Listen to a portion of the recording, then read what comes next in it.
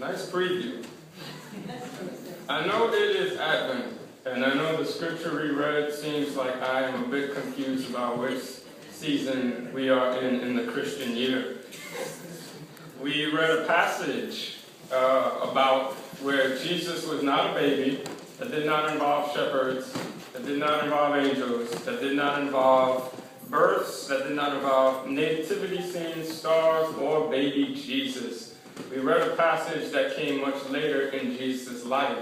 And since the story of Christmas and Advent is so well known, and since everyone sort of looks forward to heralding the arrival of baby Jesus, that it would be a good time in the spirit of Advent to begin Advent with something that happened towards the end of Jesus' life. In the spirit of Advent, Jesus speaks to this thief and gives him the hope of what we in Advent all really hope for.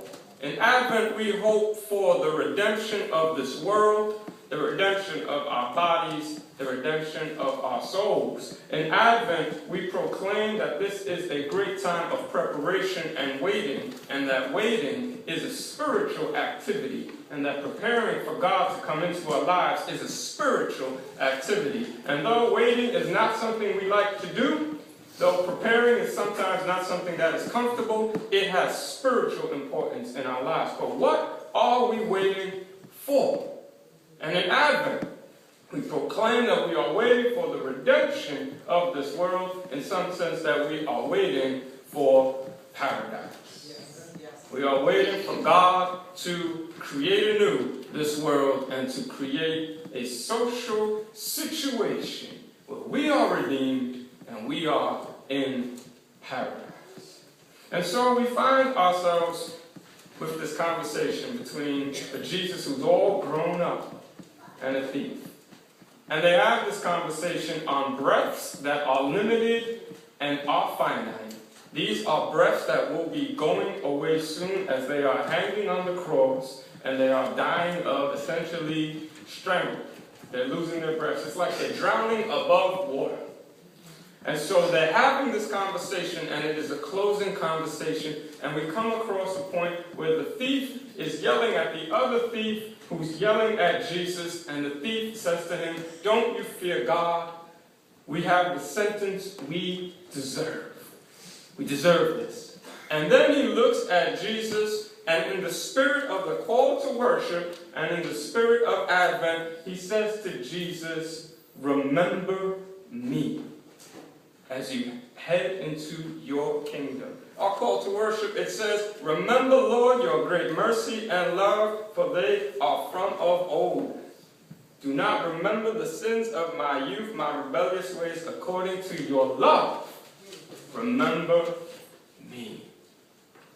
He asked Jesus to remember him. That's it. He knows he messed up. He knows the punishment he got, which still to me seems very extreme. He considers it just. He knows what he did, and he was fully exposed and fully bare before Jesus. And he says, "Remember me." And then Jesus says to him, "Today I tell you, you will be with me in paradise." Now, I don't know what paradise to you conjures up in your mind. I don't know if it conjures up in this cold, muggy, foggy weather, a beach with warm weather, palm trees and coconuts and pineapples that are always sweet and never sour. I don't know if paradise is a beach where there are no mosquitoes or bugs or gnats, where there are no tourists, where there are no people who overcharge you for things. I don't know if paradise means that you are with family members you love and the family members you don't love stay away at the right time in the right way. I don't know if paradise means that you always get steak without much fat on it and the rice is always cooked well. I don't know if paradise means that you could sleep and wake up refreshed every morning, where you aren't sick, where the people you love aren't sick, where you are happy and satisfied with the work that you do, and when you are in your recreation, you are relaxed and refreshed. I don't know what your view of paradise is. I don't know if your view of paradise is influenced by Looney Tunes, cartoons and other cartoons, where you see an angel in the clouds playing the harp. So when you think of paradise, you think of skies and the celestial spaces, and you think of white clouds and people sleeping on clouds and playing harps. I don't know what paradise is for you. Well, I don't know if paradise is for you simply having the world you live in just without sickness, without dying, without pain, without sorrow. I don't know. Jesus tells this man, you will be with me in paradise. Now, interesting thing about this word is this. The word paradise means Eden. It's the same word.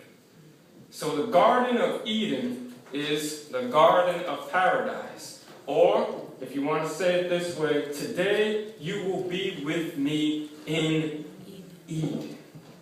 This now becomes a conversation that changes. This now is a conversation where Jesus is saying we're going to go back to the way God originally intended, and you will be with me in that place.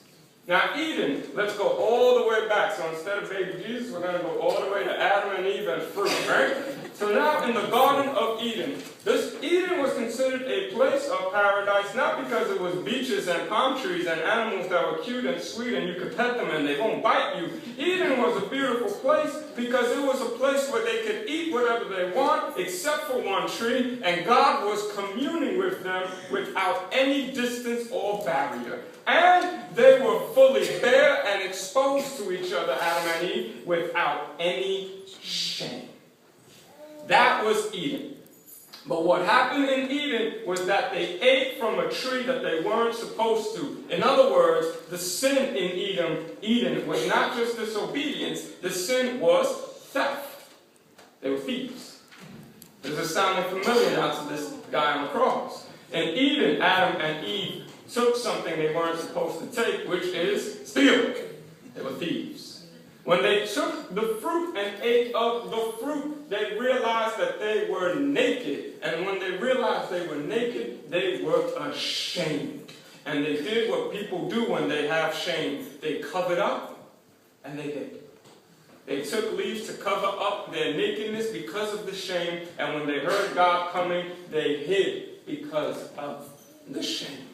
And God has to say to them, where are you? God then has to look for them, and they have to come out of hiding because they were afraid and ashamed. And so God had to kick them out. Your lease is due. It's over. There's no way you can pay for rent anymore. It is